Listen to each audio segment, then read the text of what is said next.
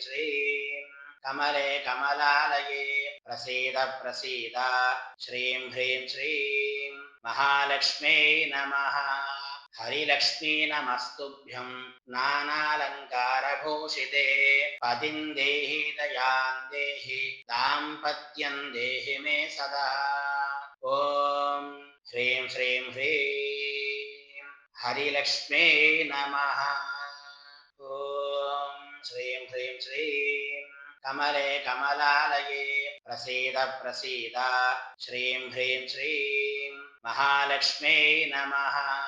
हरिलक्ष्मी नमस्तुभ्यं नानालङ्कारभूषिते पतिं देहि दयां देहि दाम्पत्यं देहि मे सदा।